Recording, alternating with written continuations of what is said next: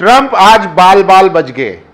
Trump पर यह तीसरी बार जानलेवा हमला हुआ है। सोचिए, व्हाइट हाउस में डिनर इवेंट चल रहा था जहां पर एक अज्ञात व्यक्ति आता है और वो फायरिंग शुरू कर देता है। अभी जो खबर आ रही है, पहले उसको ईरान से जोड़ा गया कि कोई ईरानी है जिसने ट्रंप को मारने की कोशिश की है, लेकिन अब जो खबर आ रही है पता चला है कि वो इजरायली है, वो आईडीएफ के लिए सर्व कर चुका है। तो क्या ट्रंप को मारकर ईरान के साथ फिर से युद्ध शुरू करने की तैयारी चल रही है, या ट्रंप पर दबाव बनाने के लिए इस तरीके का हमला किया जा रहा है? सोचिए, खबर यह भी आ रही है कि वहां पर कोई मेटल डिटेक्टर नहीं था, सिक्योरिटी के पुख्ता इंतजाम नहीं थे। वरना सोचिए आप, वॉशिंगटन डीसी में डिनर चल रहा है और वहां पर एक व्यक्ति बंदूक लेकर, ग्रेनेड लेकर और चाकू लेकर घुस जाता है और किसी को खबर तक नहीं होती है। हालांकि वो व्यक्ति पकड़ा गया है, अभी उसको हॉस्पिटल भेजा है। बाकी जैसे रिपोर्ट आती है हम आपको बताएंगे। लेकिन सोचिए, ट्रंप पर यह तीसरी बार जानलेवा हमला है।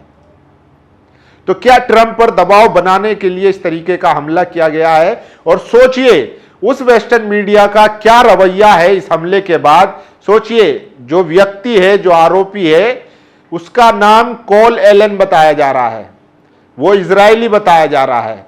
वहीं अगर ये कोई ईरानी होता या मुसलमान होता, फिर यही वेस्टर्न मीडिया किस तरीके से उसको मुस्लिम आतंकवाद से जोड़ते और पूरे मुस्लिम समुदाय को कटघरे में खड़ा कर देते। लेकिन कोल एलन है, इजरायली है, इसलिए उस पर कोई सवाल नहीं उठा है। तो ट्रंप आज इस हमले में बाल बाल बचे हैं, लेकिन बार बार यह सवाल उठता आया है, लोगों को पहले से यह अंदाजा था कि उन पर हमला होगा। कई ऐसे सोशल मीडिया पर यूजर हैं, तो क्या पहले से इसकी तैयारी थी, या यह भी एक ट्रंप का पब्लिसिटी स्टंट है? जिस तरीके से उनकी इस युद्ध के दौरान छवि खराब हुई है, उसको बचाने के लिए इस तरीके का पब्लिसिटी स्टंट किया गया है। तो सवाल कई सारे हैं, लेकिन इतना तय है कि ट्रंप पर बहुत ज्यादा दबाव है और वो चाहकर भी ये युद्ध नहीं लड़ना चाहते हैं। वहीं दूसरी तरफ इजराइल की तरफ से इतना दबाव है कि वो कह रहे हैं कि अभी युद्ध शुरू करो, लेकिन ट्रंप जानते हैं कि ईरान की ताकत क्या है। वहीं दूसरी तरफ खबर आ रही है कि इजराइल में मैसिव प्रोटेस्ट हुआ है। नेतन्याहू सरकार के खिलाफ अब तक का सबसे बड़ा प्रदर्शन हुआ है।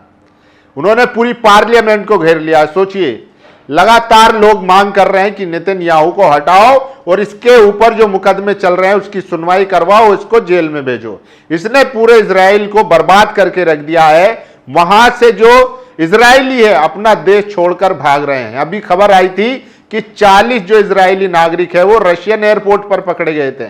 रशिया ने बहुत ही गहनता से उनसे पूछताछ की, कई घंटों तक उनको पकड़े रखा, फिर उसके बाद उनको छोड़ा।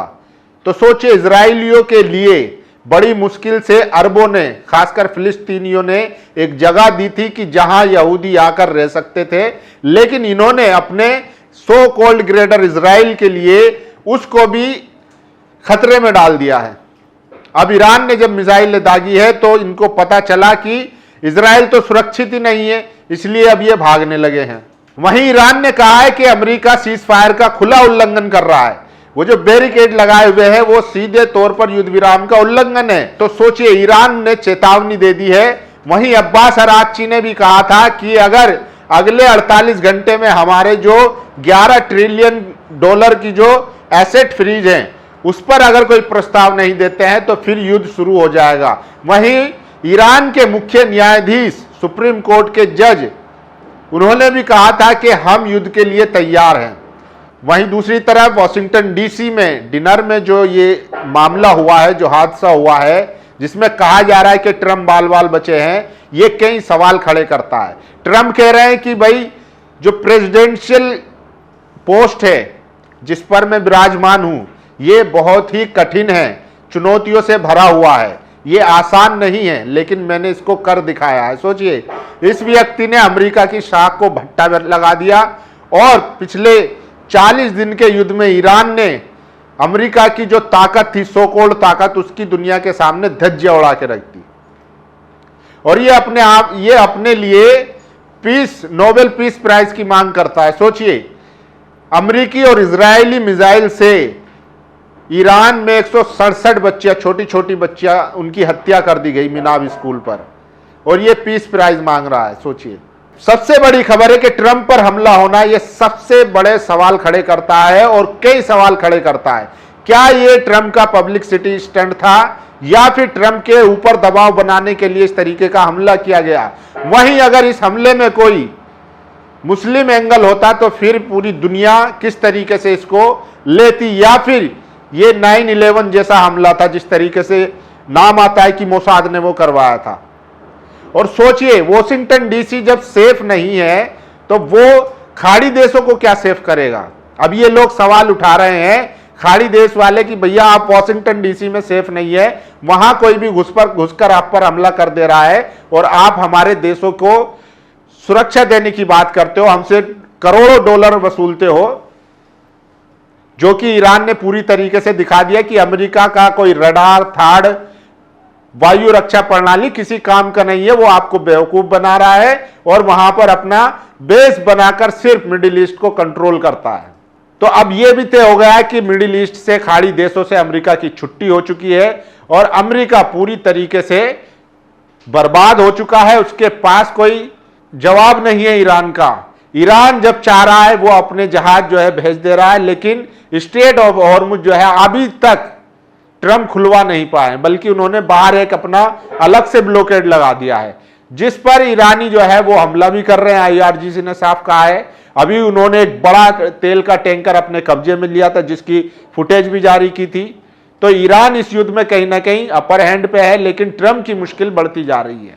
और नेतन्याहू के लिए भी इजराइल में जमीन जो है वो तंग होती जा रही है, क्योंकि अब जनता वहां की सड़कों पर उतर चुकी है, जनता में एकदम उबाल आया हुआ है। इसीलिए तेल अवीव में इजराइल के इतिहास का सबसे बड़ा धरना प्रदर्शन हुआ है, लोग सड़कों पर उतरे हैं। नेतन्याहू को कैंसर भी बताया जा रहा है कि वो कैंसर से पीड़ित है, कैंसर के मरीज हैं, और उन्होंने सर्जरी भी कराई है।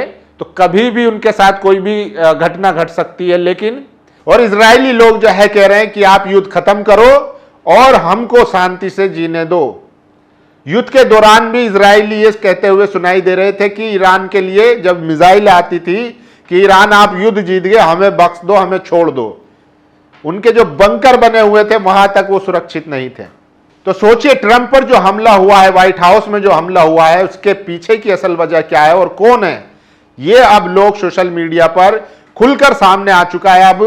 अब अमेरिका या वेस्टर्न मीडिया का एक तरफा जो है नैरेटिव नहीं चलता है। जिस तरीके से 9/11 में मोसाद ने 9/11 कराया, लेकिन उसका इल्जाम लगा दिया मुसलमानों पर, तो उसी तरीके से वॉशिंगटन डीसी में भी ऐसी कोई प्लानिंग थी, लेकिन वो भी अब दुनिया के सामने आ चुकी है, और मोसाद, इजराइल पूरी तरीके से एक्सपोज हो चुका है। सोचिए, वो ट्रंप को क्यों मारना चाहते हैं, या सिर्फ दबाव बनाने के लिए इस तरीके का हमला कराया गया है, ये सबसे बड़ा सवाल है। अब मैं उससे रिलेटेड कुछ आपको खबरें बता देता हूं। देखिए, सोचिए, अमेरिका अपने व्हाइट हाउस तक को सुरक्षित नहीं रख पा रहा है, वह दूसरे स्टेट ऑफ हॉर्मुज को सुरक्षित करवाएगा, विश्व को सुरक्षा देने का दावा करेगा। अभी अमेरिका को युद्ध को छोड़ अपने देश और अपनी परेशानियों पर फोकस करने का समय है, इसीलिए वो युद्ध में नहीं जाना चाह रहा। देखिए, इजराइल में हजारों प्रदर्शनकारी नेतन्याहू के विरोध में सड़कों पर उतर आए हैं। वे नेतन्याहू के तत्काल इस्तीफे और 7 अक्टूबर को हुए हमलों की नई जांच की मांग कर रहे हैं। इजराइल में नेतन्याहू को कोई पसंद नहीं करता, लानत है नेतन्याहू पर। यह इतिहास का सबसे बड़ा अब तक का प्रदर्शन बताया जा रहा है। और यह भी बात सामने आई थी, एक इजरायली सांसद ने कहा था एक इंटरव्यू में कि नेतन्याहू ने हमास को फंड किया था ताकि वो हमला करे और फिर ये युद्ध में जाए, और ये जो इनके करप्शन है, जो इनकी जो भ्रष्टाचार है, उससे बचा जा सके और इजराइल को लगातार एक युद्ध में रखा जा सके, इमरजेंसी लगाकर सत्ता पर काबिज होया जा सके। तो सोचिए, अब उसकी जांच के लिए लोग सड़कों पर उतर आए। तेल अवीव में मैसिव प्रोटेस्ट हुआ है, ये तस्वीरें बता रही है। और सोचिए, डिनर इवेंट में हमले, गोलीबारी के बाद ट्रंप ने कहा है, डिनर इवेंट के दौरान गोली चलने की कथित वारदात के बाद ट्रंप ने कहा, किसी ने मुझे नहीं बताया कि यह प्रोफेशन इतना खतरनाक है। अगर रूबियो ने मुझे बताया होता तो शायद मैं चुनाव नहीं लड़ता। ट्रंप पर तीसरी बार यह जानलेवा हमला हुआ है। पिछली बार भी वो एक रैली में बाल बचे थे।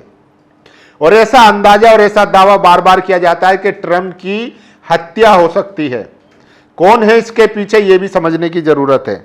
जहां तक उम्मीद है तार इजराइल से जुड़ रहे हैं। देखिए, चिली डॉग नाम का एक ट्विटर अकाउंट है, इसने 14 अप्रैल को ही ये प्रेडिक्शन कर दिया था कि ट्रंप पर जानलेवा हमला हो सकता है। तो ये ट्वीट सबसे ज्यादा वायरल है और कहा जा रहा है कि इसका जो ब्लेम है वो ईरान पर डाल दिया जाएगा, क्योंकि ईरान ने जिस तरीके से अमेरिका की सुपर पावर की छवि को जो धूल चटाई है, उससे पूरे अमेरिका की छवि खराब हुई है। रिपोर्टर ने अमेरिकी राष्ट्रपति डोनाल्ड ट्रंप से पूछा कि क्या इस हमले के पीछे ईरान का हाथ है, क्या ऐसा कोई संकेत है कि इस गोलीबारी का संबंध ईरान में चल रहे युद्ध से हो सकता है।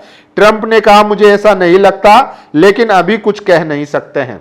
तो ट्रंप ने यह कहा। और ये देखिए, इजराइल में तेल अवीव में जो सबसे बड़ा प्रदर्शन हुआ है वो वीडियो सबसे ज्यादा वायरल है। और ये देखिए, ये वो व्यक्ति है, हमलावर है, जिसने व्हाइट हाउस में वाशिंगटन डीसी में गोलीबारी चलाई है। इनका नाम कोल एलन बताया जा रहा है और ये इजरायली बताए जा रहे हैं। तो ये देखिए, इनकी जो इंस्टाग्राम पोस्ट थी आखिरी बार, उसमें इन्होंने आईडीएफ की जर्सी को पोस्ट किया हुआ था, स्टोरी लगाई हुई थी। देखिए, कोल टोमन Elon, a 31-year-old man from California who supposedly attempted to storm the White House Correspondent Association dinner was seen wearing an Israeli regime IDF sweatshirt in a photo posted on Instagram account before the profile was removed. अब इनकी profile जो है वो गायब दिख रही है, लेकिन इन्होंने हमले से पहले वहां पर एक स्टोरी लगाई थी जिसमें आईडीएफ की जर्सी को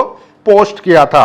तो लोग अब सवाल कर रहे हैं कि आखिर ये कोई मुसलमान होता तो फिर इसका क्या रिएक्ट होता दुनिया का या वेस्टर्न मीडिया का, ये भी सबसे बड़ा सवाल है। शूटर के पास एक शॉटगन, एक हैंडगन और कई चाकू थे। गोलीबारी हुई उसके साथ, लेकिन उसे गोली नहीं लगी है। जांच के लिए उसे अस्पताल ले जाया गया है, ये वॉशिंगटन डीसी पुलिस का कहना है। सोचिए, इतनी वीआईपी जगह वॉशिंगटन डीसी में एक आदमी गन लेकर, बंदूक लेकर घुस जाता है, इसके पीछे कोई तो राज है। और सोचिए, ये वो व्यक्ति है। Really again, why were people in Israel searching of Colin Allen before the Trump assassination attempt. Trump पर हमले से पहले जो है लोग कोलन एलन को सर्च कर रहे थे इजराइल में। इसकी क्या वजह है और इसके तार कहां से जुड़ रहे हैं, यह भी सबसे बड़ा सवाल है। ट्रंप ने राष्ट्रपति पद को बताया खतरनाक प्रोफेशन। अमेरिकी राष्ट्रपति ने कहा कि वे निजी तौर पर इससे इस तरह नहीं देखते। उन्होंने कहा है कि अब तक किए गए काम पर बहुत गर्व महसूस करते हैं और इससे जुड़े जोखिमों के बावजूद प्रतिबद्ध है। ट्रंप ने यह बात कही है। और सोचिए, व्हाइट हाउस की जो प्रवक्ता है, उन्होंने ठीक पार्टी से पहले कहा था कि यहां पर कुछ धमाका होने वाला है, गोलियां बारियां चलेंगी, और ठीक उसके बाद ही वहां पर फायरिंग शुरू हो जाती है। व्हाइट हाउस हादसे से कुछ देर पहले ही वहां की प्रवक्ता ने बता दिया गोलियां चलेंगी, ब्लास्ट होगा, और गोलियां चल गई। तो सोचिए, क्या ट्रंप को इंटरनली ब्लैकमेल करने की कोशिश की जा रही है, डराने की, धमकाने की, यह भी सबसे बड़ा सवाल है। और यह वो व्यक्ति है जिसने वहां पर गोलियां चलाई है और इसका तार जो है सीधा इजराइल से जुड़ रहा है। तो आप लोग बताइए, आप लोगों को क्या लग रहा है, क्या ट्रंप पर दबाव बनाने के लिए इस तरीके के हमले किए जा रहे हैं, या फिर ये ट्रंप का खुद का पब्लिसिटी स्टंट है? क्योंकि पिछले 40 दिन में ईरान ने जो अमेरिका की साख पर बट्टा बिठाया है, जो उसकी छवि धूमिल की है, उससे तो ऐसा ही लगता है कि कहीं ना कहीं ये ट्रंप का पब्लिसिटी स्टंट भी हो सकता है। वहीं दूसरी तरफ यह भी कहा जा रहा है कि इजराइल ब्लैकमेल करने के लिए, दबाव बनाने के लिए उन पर यह हमला करवाया गया है। आप लोगों की क्या राय है, आप लोग क्या सोचते हैं, अपनी राय जरूर दीजिए। और अगर इसमें इजरायली व्यक्ति की जगह अगर कोई ईरानी होता, तब मीडिया का क्या रिएक्शन होता, इस पर भी अपनी राय जरूर दीजिए। शुक्रिया। नेशनल दस्तक की आपसे गुजारिश है कि अगर इसको बचाना चाहते हैं तो नेशनल दस्तक को सब्सक्राइब करने के लिए रेड कलर के सब्सक्राइब बटन को दबाएं, फिर बेल आइकन की घंटी दबाएं।